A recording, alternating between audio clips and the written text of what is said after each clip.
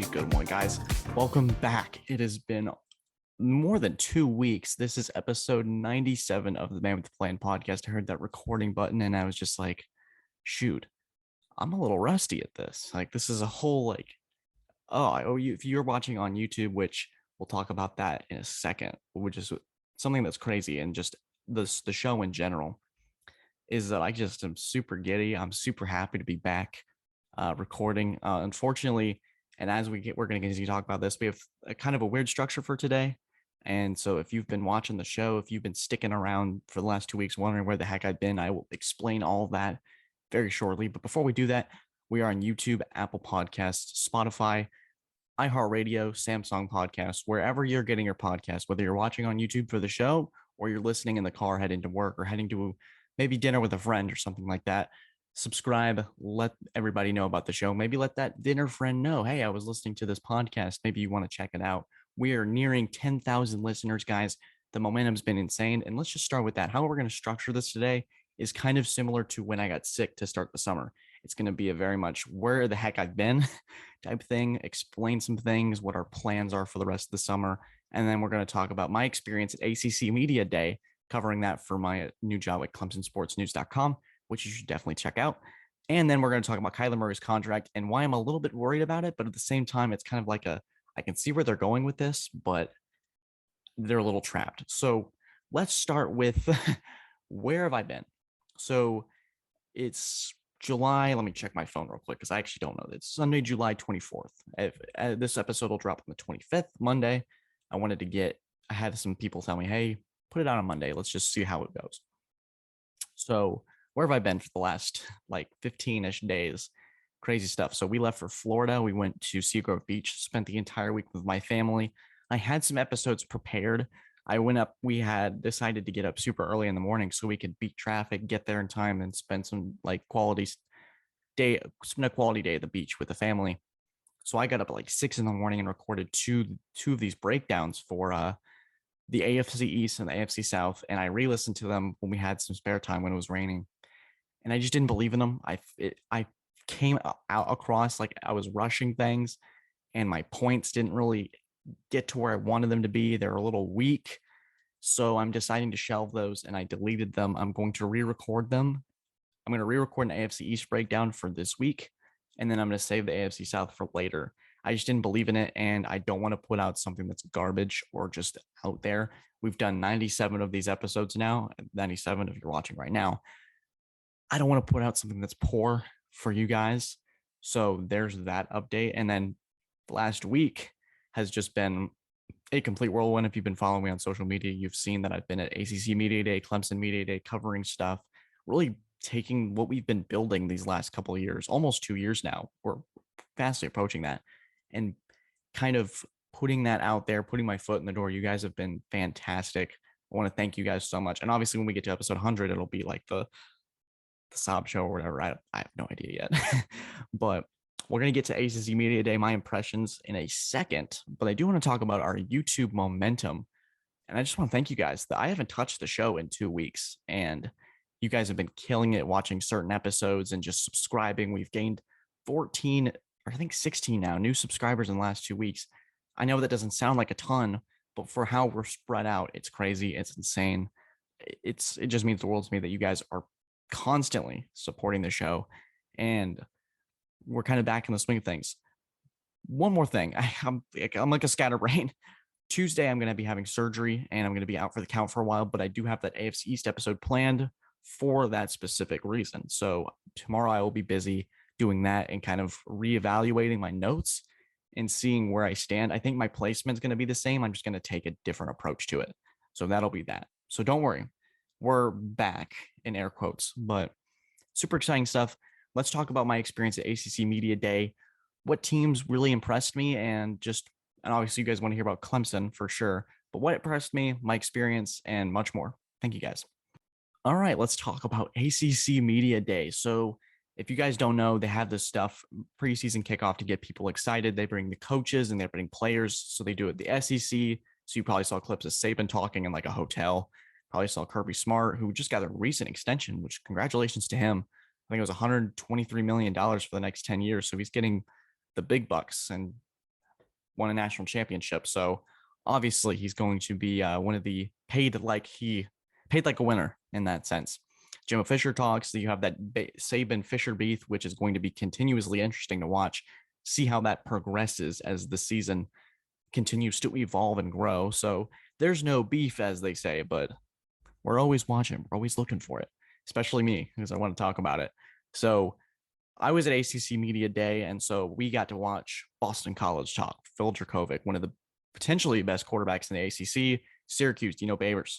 We got to watch NC State. So you have Devin Leary, all those guys.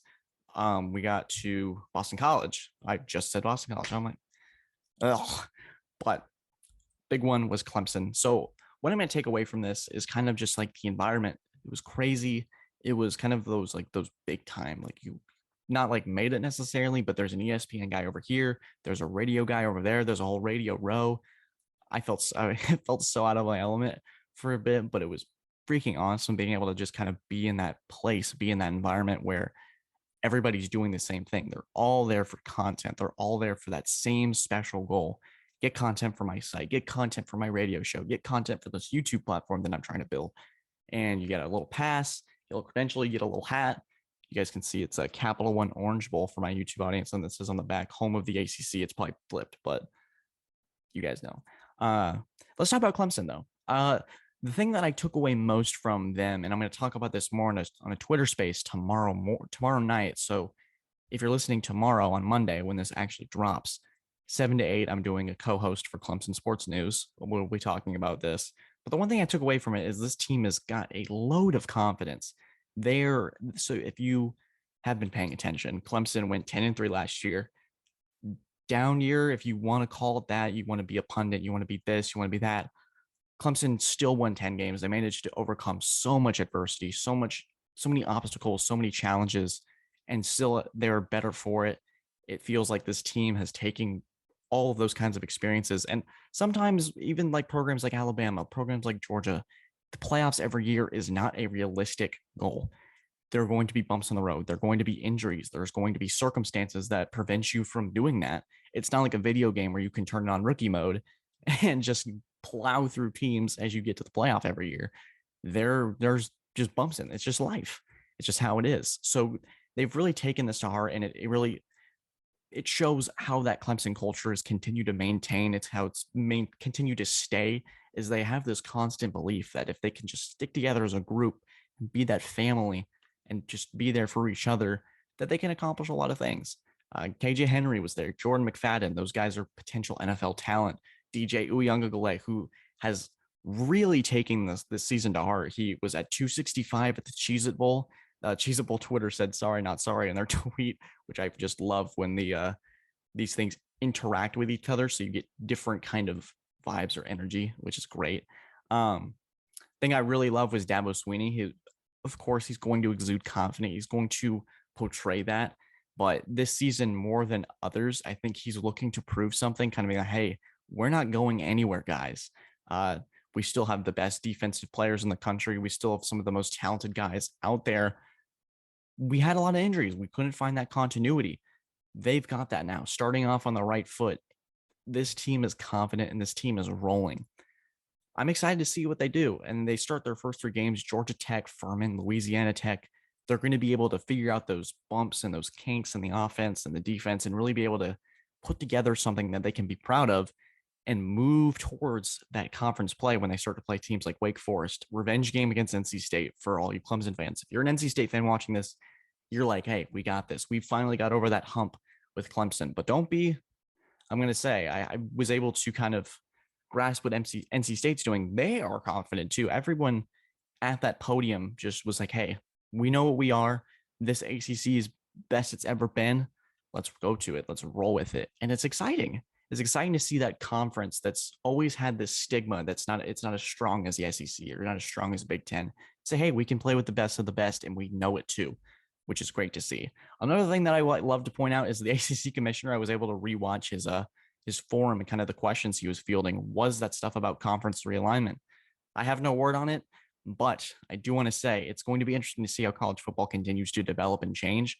It's an ever-changing process, especially when you have schools like USC and UCLA moving across the country in a sense to play those opponents in Wisconsin, Ohio State. So obviously there were questions, but who knows at this point? It's going to be an interesting process, an interesting puzzle piece, but nonetheless exciting. And I always, obviously, if there's some big move, I'll cover it and I'll talk about it with you guys. So just wanted to wrap that experience up and kind of thank you guys as well for allowing me to put myself out there to get to that point and be there to see all that stuff instead of just watching it on ESPN. Really thankful for that as well. All right, guys, I'm going to take a short break. Going to take a sip of water. I'm not used to talking for this long. It's been a long time. We're going to talk about Kyler Murray. We'll switch to the NFL and talk about his contract. And I'm going to kind of give the pros and the cons to it, my initial opinion, and then kind of the when you start to think about it, you're like, yeah. So Kyler Murray in a bit. Thank you guys.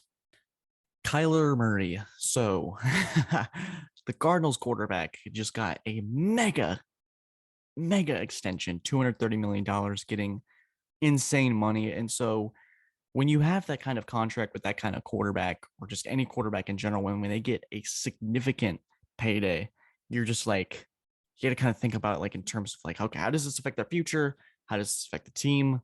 Is this the right move? Is it too much? So I have all of my thoughts and opinions on this. And part of me at first was like, really?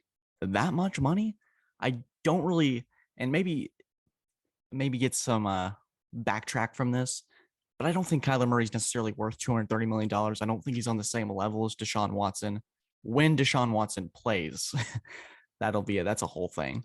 But my initial reaction was, what the heck are the Cardinals doing? But the more you think about it, and someone was able to talk some sense into me, it's kind of like, hey, they had to. And once you get your guy, once you have that realization that, hey, this is our franchise quarterback, you want to lock him up. And I think the way I was thinking about it is in terms of what has Kyler Murray done in the NFL that's been beyond, that's deserving of $230 million.